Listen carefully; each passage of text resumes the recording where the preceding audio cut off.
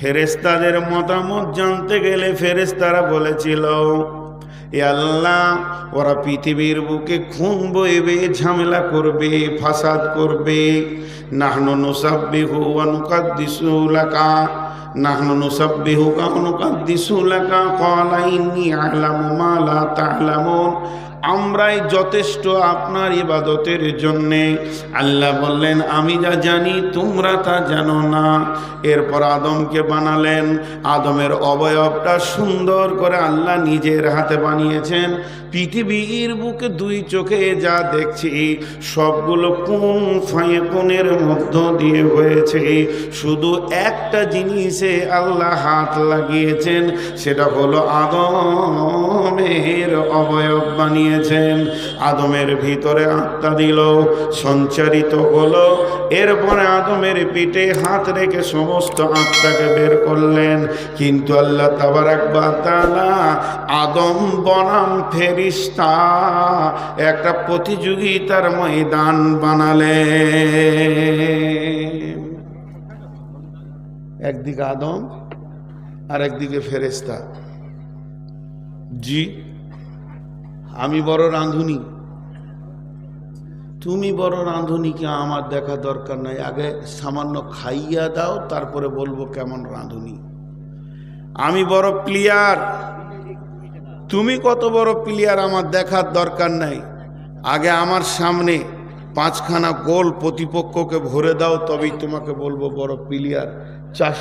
200টা run কি 50টা run প্রতিপক্ষ থেকে তুমি বেশি করো, তবেই তোমাকে প্লেয়ার স্বীকার করব। তো যখন দুই পক্ষ নামে, মধ্যখানে কে থাকে? ফুটবল। দুই পক্ষ যখন নামে, মধ্যখানে কে থাকে? Bat ball. তাহলে এই ব্যাট বলকে দিয়ে দুই বলকে পরীক্ষা করে একজনকে উত্তীর্ণ করা হয়, ফুটবলকে দিয়ে একজনকে উত্তীর্ণ করা হয়। ফেরেশতা আর আদম নেমেছেন, কে জিতবে, কে জিতবে। মাঝে কে ছিল? জোরে বলেন, কে ছিল? শিক্ষা। সকলে জোরে বলেন, কে ছিল? শিক্ষা। আদম আলাইহিস সালাম মূর্খ, কিছুই জানেন না। পৃথিবীর প্রথম মাস্টারের নাম কি? টিচারের নাম কি? শিক্ষকের নাম কি? তিনি বলেন স্বয়ং আল্লাহ।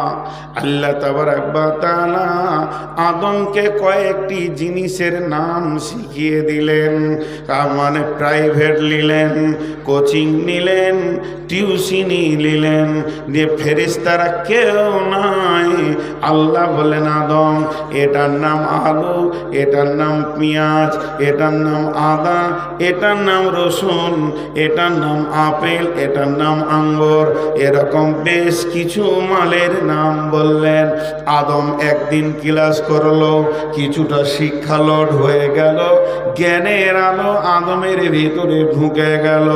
এরপর আল্লাহ ফেরেশতাদেরকে ডাকলেন, মালগুলোকে সামনে রেখে আল্লাহ বললেন, ইয়া আদম আম্বিউনি বিআসমাই হাউলাই, এই জিনিসগুলির নাম তুমি জানো কি? তো বলো। আদম মুচকে মুচকে হাসছে, কারণ আদম ক্লাস করে ফেলেছে, টিউশনি পড়ে ফেলেছে, আদমের ব্রেনের বিকাশ ঘটে গেছে, আদম পড়াশোনা করেছে। যে কারণে মানুষ মানুষ হয়, সেই কাজটা আদম করে ফেলেছে। এবার আল্লাহ বলছেন, হে ফেরেশতার দল, তোমরা একবার এই মালগুলোর নাম বলো। ফেরেশতারা মাথা নাম করে দিয়েছে, কারণ তাদের ক্লাস হয়নি। জিবরাইল মিকাইল জানে না জিনিসগুলির নাম কি, কিন্তু হযরত আদম জানেন। আদম যখন একটা একটা একটা করে নাম বলে দিলেন, তখন ফেরেশতাদের মাথা নেমে গেল, আর আদমকে আল্লাহ ওপরে সম্মানে বসিয়ে দিলেন। এর জন্য আল্লাহ কোরআনে বলেছেন, হাল ইয়াস্তাবিল্লাযীনা ইয়ালামুন ওয়াল্লাযীনা লা ইয়ালামুন। একজন জাননেওয়ালা আর একজন না জাননেওয়ালা কোনোদিন সমান হতে পারে না।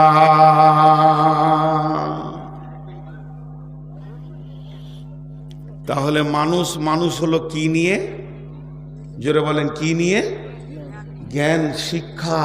আপনারা আমার সঙ্গে কথা বলেন, আরও যত সময় যাবে তত তথ্যবহুল কিছু কথা আসবে। আপনারা জীবিতর মতো একটু আওয়াজ দেবেন, জ্ঞান নিয়ে, শিক্ষা নিয়ে মানুষকে ওপরে তুললেন আল্লাহ, ফেরেশতা নিচে চলে গেল, তাহলে শিক্ষার কত মূল্য। এরপরে আল্লাহ রব্বুল আলামিন শিক্ষাকে এত মূল্যবান দিলেন, সমস্ত আত্মাগুলোকে এক জায়গায় জমা করলেন। সমস্ত আত্মা যখন এক জায়গায় হয়ে গেল, তখন পৃথিবীর সেরা শিক্ষাটা দিয়ে দিলেন, আলাস্তু বিরব্বিকুম, আমি কি তোমাদের প্রভু নয়? এমন গরু ছাগলকে বলেনি, হাঁস মুরগিকে বলেননি, ফেরেশতাকে জিনকে নিয়ে বলেননি। আল্লাহ আদম সন্তানকে কত শিক্ষার গুরুত্ব দিয়েছেন, সমস্তকে রেখে বললেন, আলাস্তু বিরব্বিকুম, আমি কি তোমাদের আল্লাহ নয়? তাহলে পৃথিবীর প্রথম শিক্ষা হলো রবের পরিচয়। যে আল্লাহকে চিনল সে শিক্ষিত, আর যে আল্লাহকে চিনল না ওই লোকটাকে শিক্ষিত বলা যাবে না, ওইটাকে মূর্খ বলতে হবে। কারণ পৃথিবীর সব থেকে বড় শিক্ষা যিনি দিয়েছেন, এই ক্লাসটা কেউ করতে পারবে না, এত হার্ড ক্লাস কেউ পড়াতে পারবে না, কারো ক্ষমতা নাই। যেদিন আল্লাহ এই ক্লাসটা করেছেন, সেদিন বিশ্ব নবীও পর্যন্ত ছাত্র হয়ে বসেছিলেন। আমার আল্লাহ নিজে ক্লাস নিয়েছেন, আর সাবজেক্টের নাম হচ্ছে রব। রব মানে হচ্ছে আল্লাহর পরিচয়। তাই আল্লাহ সেদিন পরিচয়টা দিলেন বিশ্ব মানবকে সামনে রেখে, এবং ওটাই হলো শিক্ষার শুরু, ওটাই হলো শিক্ষার শেষ, এবং ওই শিক্ষার ভিতরে কামিয়াব আছে। আলাস্তু বিরব্বিকুম ক্বালু বালা।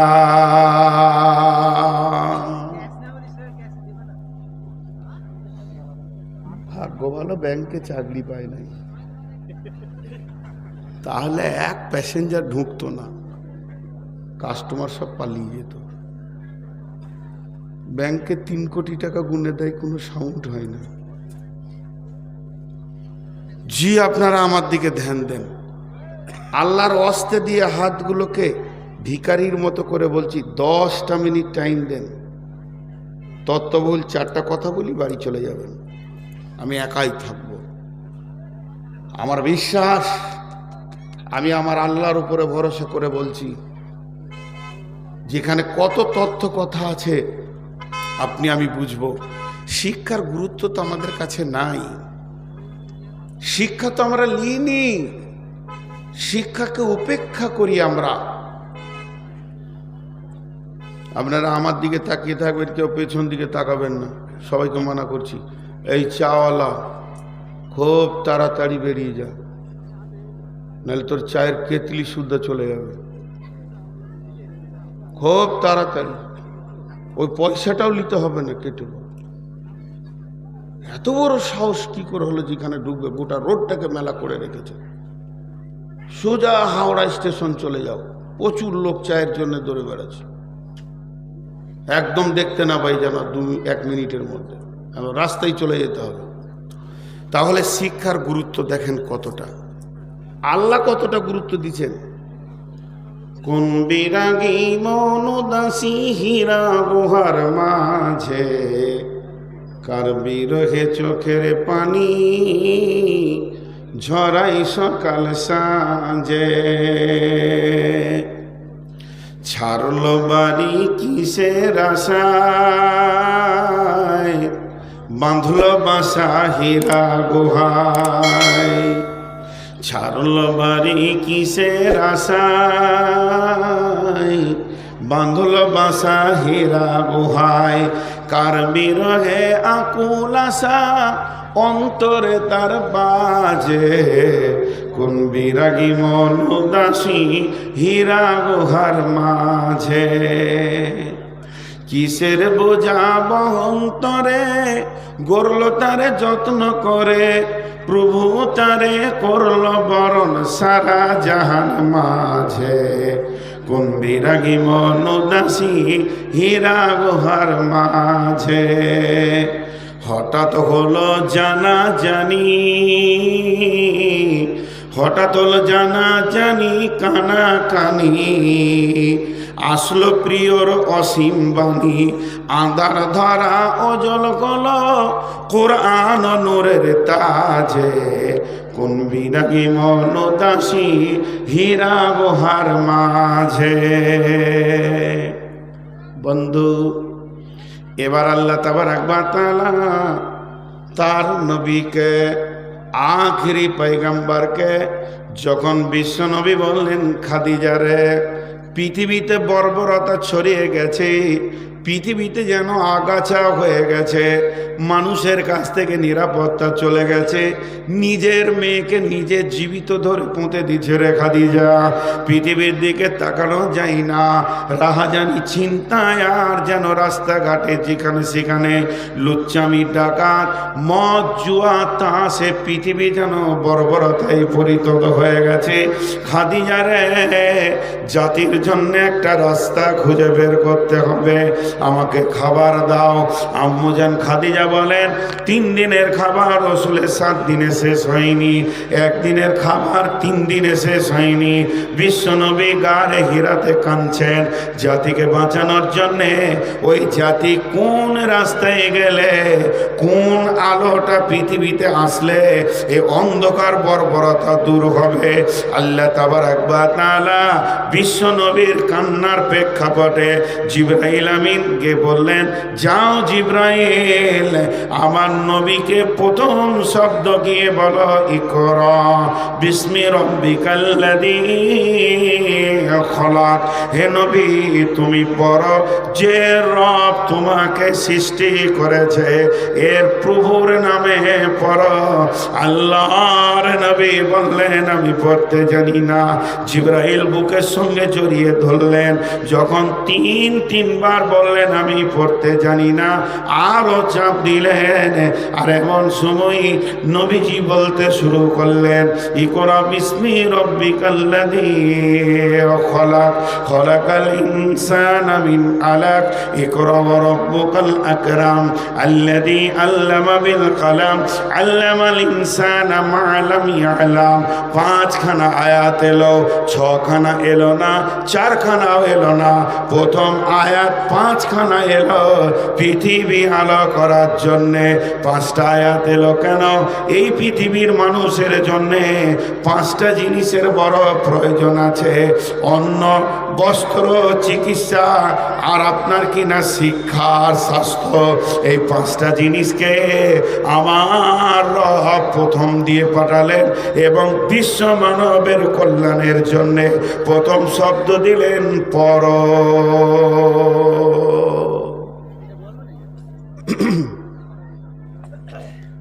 বিদ্যা যে শিখিয়াছে সুখী সেই জন, বিদ্যা যে শিখিয়াছে সুখী সেই জন, বিদ্যাহীন মানুষ পশুর মতন।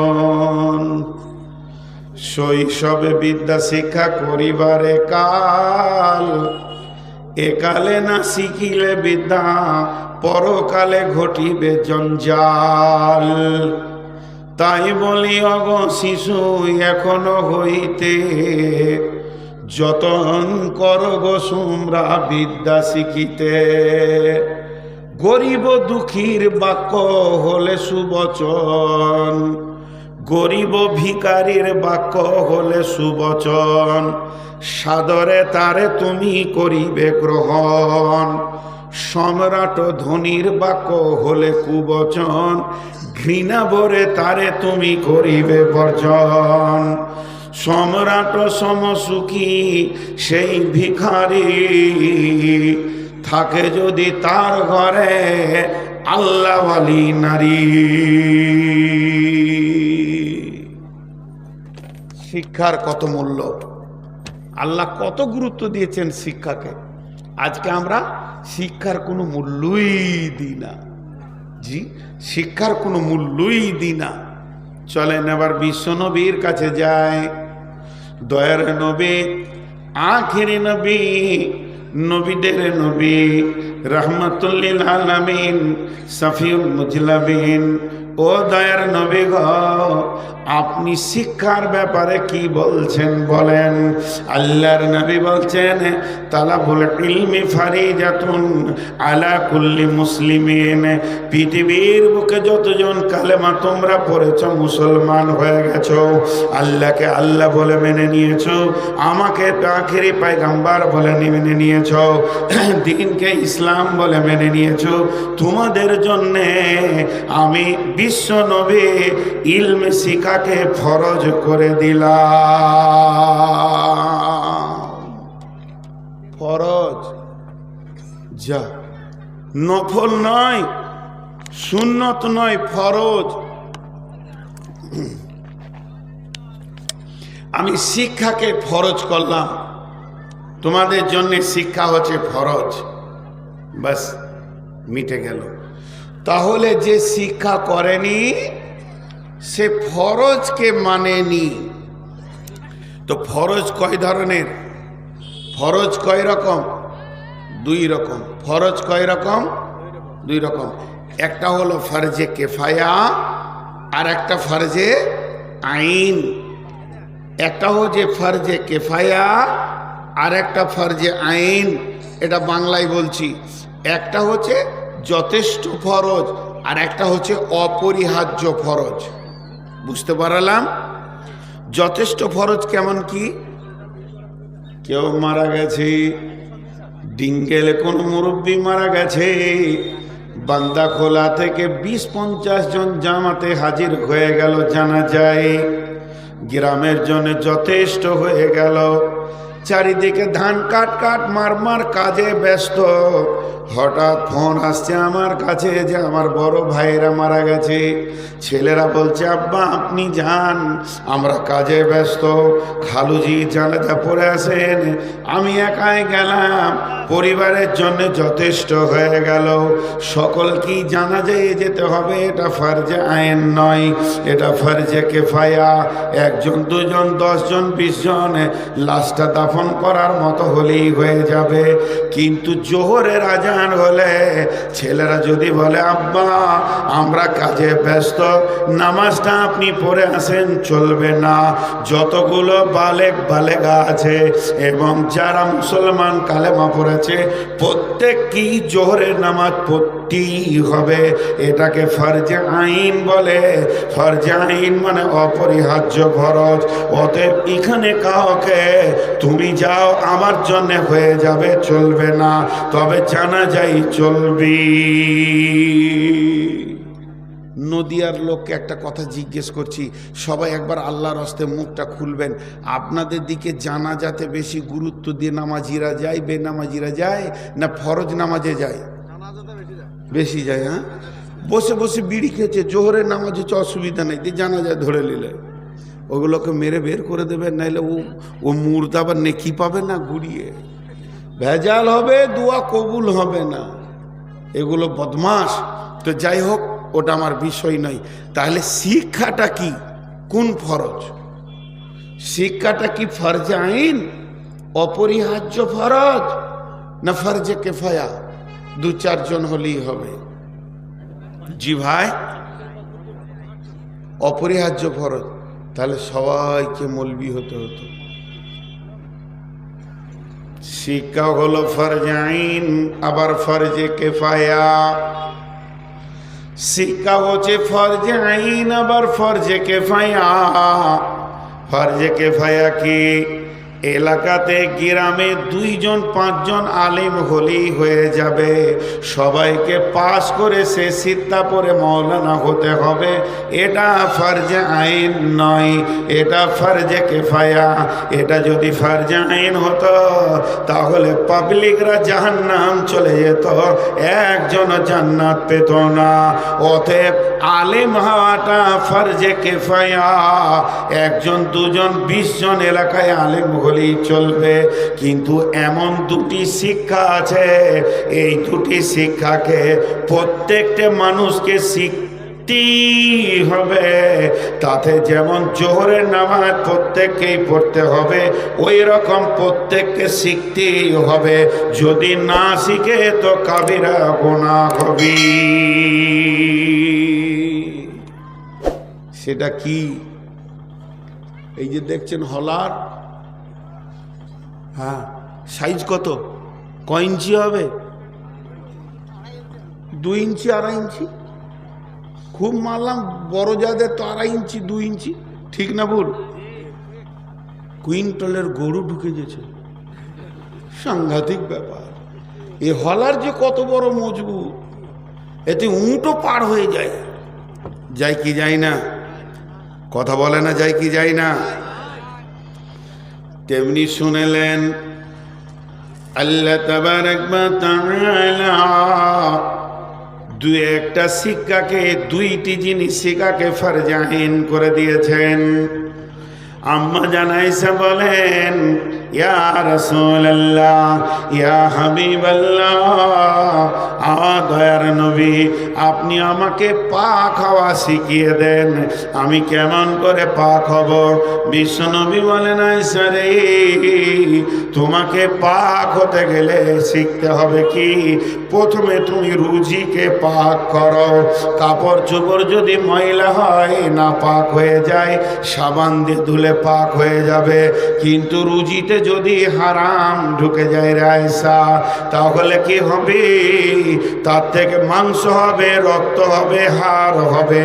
এটা পৃথিবীর সাবান দিয়ে যদি সমুদ্রের পানিতেও তুমি ডুবো, আর তুমি পাক হবে না। এটা তখনই পাক হবে, সোনাকে যেমন খাদ বের করার জন্যে আগুনে অ্যাসিডে দেওয়া হয়, যতক্ষণ পর্যন্ত জাহান্নামের আগুনে তোমাকে না দেওয়া হবে, অতক্ষণ পর্যন্ত তোমার দেহ পাক হবে না। এইখানে যেন হারাম না ঢুকে। এইখানে কে বসে আছে? কাস্টম। এই অফিসারটা কে? কাস্টম। পচা মাল যেন না ঢুকে যায়, চেক আপ করবে। যদি কেকটা পচা হয়, সঙ্গে সঙ্গে বলবে খাস না, পেটে গোলমাল হবে। এই জন্য আল্লাহ কাস্টম বসিয়ে রেখেছে, আছে না? ঢুকতে দিচ্ছে না। তেমনি আমার নবী বলছেন, 1 নম্বর তোমার শিখা ফরজ, এই জায়গায় যেন হারাম না ঢুকে যায়। তার মানে কোন লোক যদি মনে করে আমি গরুর ব্যবসা করব, কেউ মনে করছে আমি ছাগলের ব্যবসা করব, কেউ মনে করছে আমি কাপড়ের ব্যবসা করব, কেউ মনে করছে আমি প্লাস্টিকের ব্যবসা করব, কেউ নিয়ত করেছে মুদিখানা দোকান করব, কেউ নিয়ত করেছে আমি ওষুধের দোকান করব, কেউ নিয়ত করেছে আমি চাষ করে খাবো, কেউ নিয়ত করেছে আমি লিভার খেটে খাবো। ওই বিষয়ে যতগুলো রসুলের হাদিস আছে তুমি আগে জানবে, তারপরে সেই ইনকামে নামবে, নচেত তোমার পেটে হারাম চলে যাবে। এটা হলো ফরজে আইন, প্রত্যেকটি মুসলমানকে শিখতেই হবে। নাম্বার 2, প্রতিদিন আল্লাহর হুকুম কটা আমার কাছে আসছে? সপ্তাহে একটা জুমা, প্রতিদিন 5 ওয়াক্তের নামাজ, মাসে বছরে একটা মাস রোজা। আল্লাহর হুকুমগুলো কেমন করে আমার কাছে আসছে, আর আল্লাহর নবী ওই হুকুমটা কিভাবে পুরা করে দিয়েছিলেন, কিভাবে সমাধান করেছিলেন, আল্লাহর হুকুমটাকে আল্লাহকে কিভাবে জমা দিয়েছিলেন, প্রত্যেকটি মুসলমানকে জানতে হবে।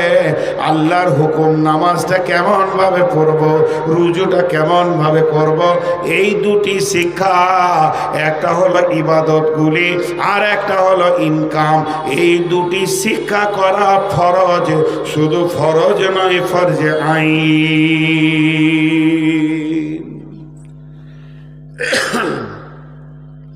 এর জন্য বিশ্বনবী বললেন, উম্মত তালাবুল ইলমে ফরিজাতুন, তোমাদের উপরে ইলমে তলব করা ফরজ, আলা কুল্লি মুসলিমিন। এই 2টা ফরজ অবশ্যই শিখতে হবে। জি, শিক্ষাকে রাসূলুল্লাহ সাল্লাল্লাহু আলাইহি ওয়াসাল্লাম কত গুরুত্ব দিয়েছিলেন। জঙ্গে বদর, মদিনা থেকে 130 কিলো দূর জঙ্গে বদর, বদরের ময়দানে ইসলামের প্রথম যুদ্ধ। 313 জন সাহাবী, প্রতিপক্ষ বেঈমানদের 1000। লড়াই যখন শুরু হলো 13 জন জান্নাতি হয়ে গেল, শহীদ হয়ে আজও তারা বদরের প্রান্তে শুয়ে আছে। এবার থাকলো 300 জন। এই 300 জন ওই 1000-এর ভিতরে 70 জনকে কেটে আপনার কিনা কুয়াতে ভরে দিলেন, 70 জনকে কেটে কুয়াতে ভরে দিলেন, আর 70 জনকে দড়ি দিয়ে বেঁধে তাদেরকে গরুর মতো ডাকাতে ডাকাতে মদিনা মুনাওয়ারাতে নিয়ে এলেন এবং মসজিদে নববীর খাম্বাতে তাদেরকে বেঁধে দিলেন। 140টা চলে গেল, এখন 860 খানা ভাগা পালেলো কাফের মুশরিক। দেখেন আল্লাহ রসুল শিক্ষাকে কত গুরুত্ব দিয়েছেন।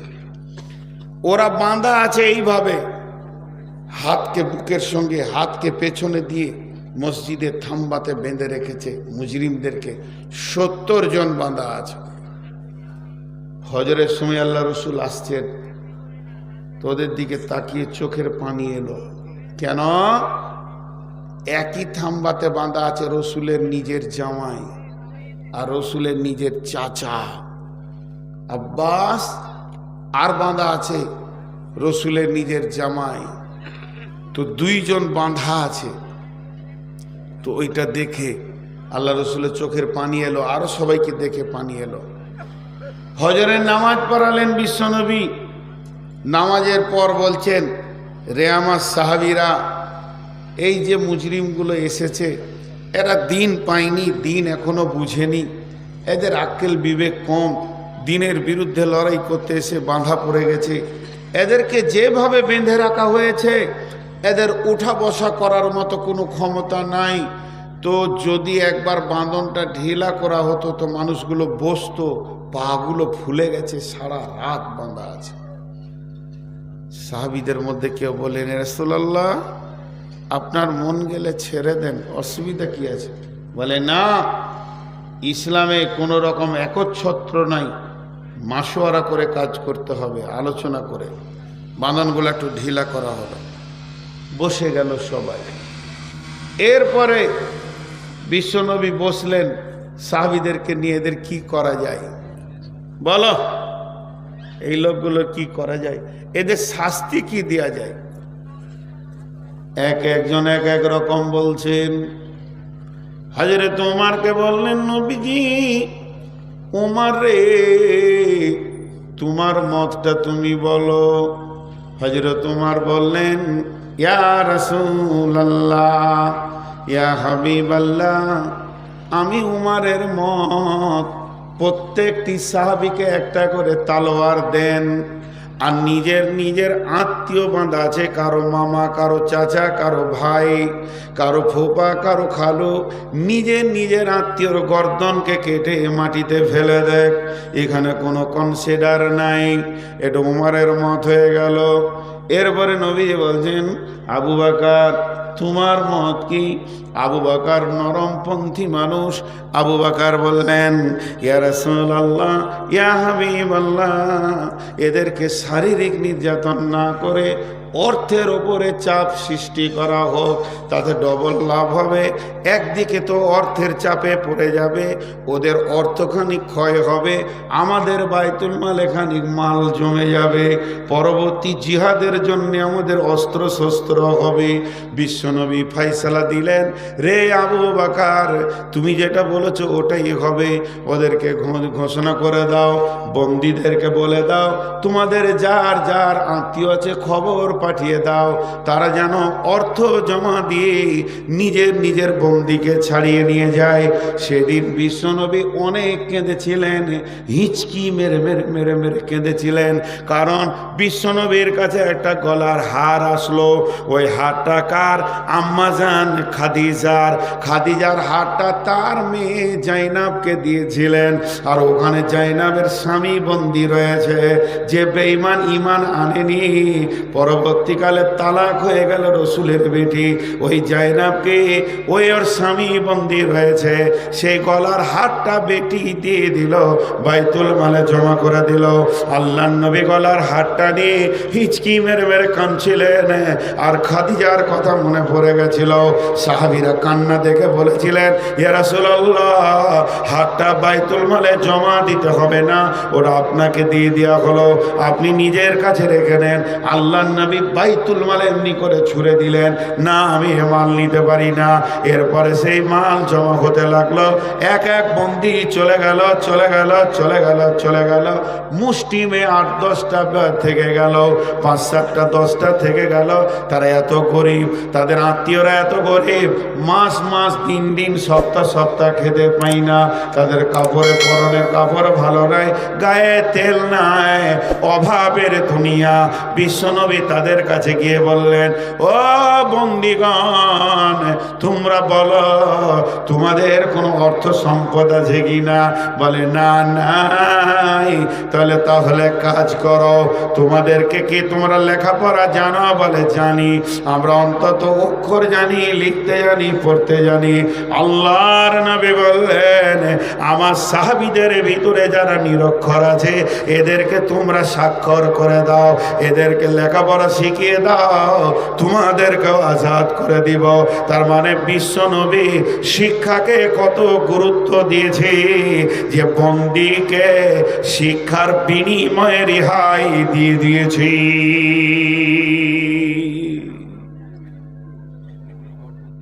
তারই উম্মত হতমূর্খ। জি, উঠিয়েন না, দাঁড়ান, আরো কিছু কথা আছে। একটা উপন্যাসের 2 লাইন বলি, 2 লাইন, বেশি লাইন।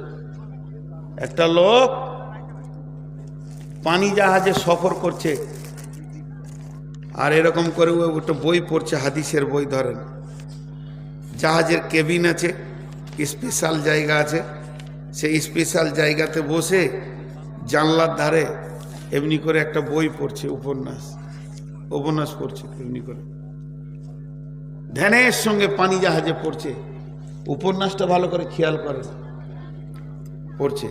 এমন সময় জাহাজের নাবিক বলছে, বন্ধুবর, নিয়তির ফয়সালা, আল্লাহর ফয়সালা, আসমানওয়ালার ফয়সালা, জাহাজের নিচের 3টি তলা ভেঙে তছরুপাত হয়ে গেছে। জাহাজ ধীরে ধীরে পানিতে ডুবতে রয়েছে। মাত্র কয়েক মিনিটের ভিতরে সম্পূর্ণ জাহাজটা পানির নিচে চলে যাবে, যেমন টাইটানিক চলে গেল। এই ঘোষণাটা যখনই মাইকে করে দিয়েছে জাহাজের বক্সে, তখন কি করবে যাত্রীরা? হাসবে, ভাই হাসবে। লাফালাফি, ধরাধরি, ছুটাছুটি শুরু করে দিয়েছে। আর ও তখন এমনি করে বই পড়ছে, ধ্যানের সঙ্গে পড়ছে, শুনেছে। এমন সময় একটা যাত্রী এসে বলছে, হতভাগারে, আর পড়বি কত? তাড়াতাড়ি বই বন্ধ কর, এখন তুই মরবি, আর পরে তোর লাভ কি? এ ব্যক্তি উত্তর দিচ্ছে, বন্ধু, তোর লাফিয়েও যা হবে, আমার বসে থেকেও তাই হবে, মরি তো যাব, তো 2 লাইন পড়েলি। এর নাম শিক্ষা। শিক্ষার কত গুরুত্ব! শিক্ষার কোনো বয়স নাই। শিক্ষার শুরু হয়েছে কোথায়? না আলামে আরওয়াতে। বিশ্বনবীকে শুরু করেছেন গারে হিরাতে। শিক্ষার শেষ কোথায়? বিশ্বনবী বলছেন, যখন কোনো মানুষ আপাপ করছে, মুমূর্ষু অবস্থায় রয়েছে, আজরাইল দেখে নিয়েছে চোখের তারা উল্টে গেছে, তারপরও তার পাশে কালেমার তালকিন দাও। যদি তোমার শিক্ষাটা গ্রহণ করে নেয়, তার মানে মওতের 1 সেকেন্ড আগে পর্যন্ত ছাত্র হয়ে থাকতে হবে, তবেই নাজাত পাওয়া যাবে বন্ধুরে। অতএব শিক্ষার কত গুরুত্ব, আহাত থেকে লাহাত, কোল থেকে খাট পর্যন্ত শিক্ষার শিক্ষা। অতএব বন্ধু, শিক্ষাকে বিশ্বনবী কত গুরুত্ব দিয়েছি।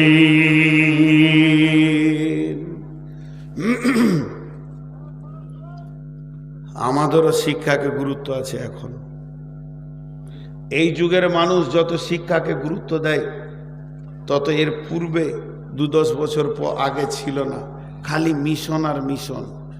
কিন্তু আসলে আমি ভাবতে পারি না, কিছু জায়গা আমাকে গোলমাল লেগে যায়, গোলমাল লেগে যায়। হুয়াল্লাযী বা'আসা ফিল উম্মিয়িনা রাসূলাম মিনহুম ইয়াতলু আলাইহিম আয়াতিহি ওয়া ইউযাক্কিহিম ওয়া ইউআল্লিমুহুমুল কিতাবা ওয়াল হিকমা ওয়া ইন কানু মিন ক্বাবলু লাফি দালালিম মুবিন। প্রকৃত শিক্ষা কি এবার আমি বলবো। শিক্ষা কোনটা?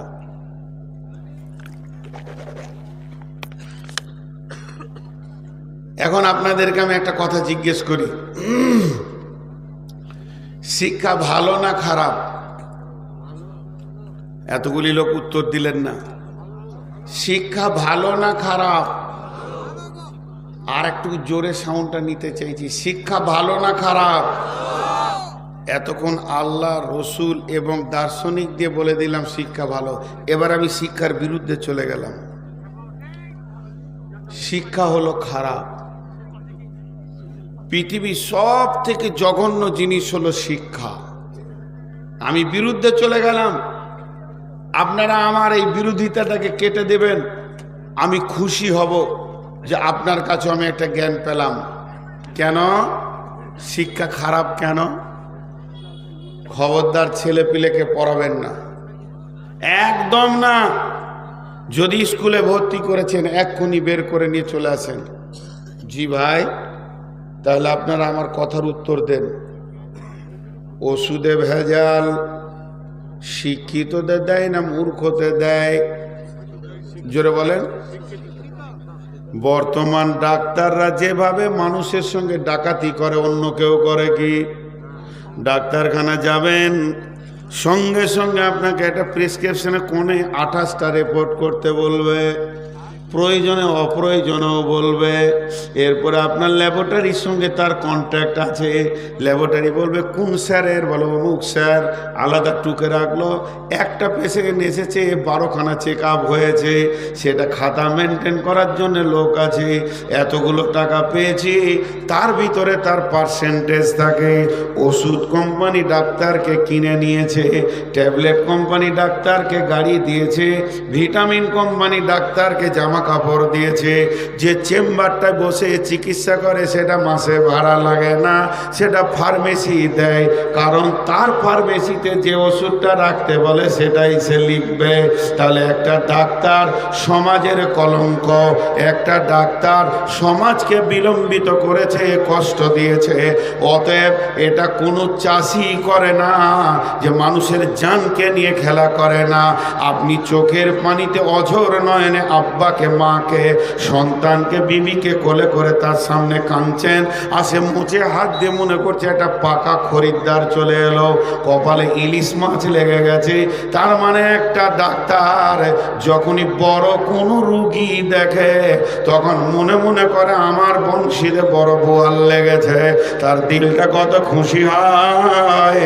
অতএব বন্ধুরে, শিক্ষা মানুষকে শান্তি দিতে পারেনি। বলেন এবার আমার কথার উত্তর দেন। জি, তো ও যে ডাকাতি করছে ওইটা বলছি, ওইটা ডাকাতি। জানেন ডাক্তারদের আপোষের ফোন শুনেছেন? ডাক্তারদের দুই ডাক্তার ফোন করছে, দুজনই খালাতো ভাই। একজনের বাড়ি বান্দাখোল্লা আর একজনের বাড়ি বিলকুমারি, এত কাছে লয়, এলাকার বাইরে, ওই বেলডাঙ্গা। হ্যালো, আসসালামু আলাইকুম, কেমন আছিস ভাই? বল ভালো আছি। কেমন চলছে? পেশেন্ট নাই। বলছে রে আল্লাহ শুক্রিয়া, আমাদের এলাকায় ভাইরাস ঢুকেছে। বলেন আল্লাহ শুক্রিয়া, ভাইরাস ঢুকেছে। এরা জাতির কলঙ্ক। জি, একটা ছেলে MBBS চান্স পেয়েছে বর্ধমানে, 3 বছর 4 বছর চলছে ওর, আর আমার সঙ্গে 3 দিন আছে ও। তখন আমি বললাম পৃথিবীতে সব থেকে নোংরা এটা বেছে নিলে? বলে কেন? যত চোখের পানিতে তোমার কাছে আসবে, জমি বেচা সোনা বেচা পয়সা দিয়ে কষ্ট করে চিকিৎসা করবে এবং চোখের পানিতে বিক্রি হয়ে বাড়ি যাবে, আর তাদের সেই জমি বেচা পয়সা আর তার অপারেশনের ঘা ফোট গালার পয়সাতে তুমি মাছ কিনে বিবিকে নিয়ে খাবে। তোমার মন কি একবার বলবে না যেটা আমার ডাকাতি পয়সা? এত নোংরা পেশাটা কেমন করে তুমি বেছে নিলে?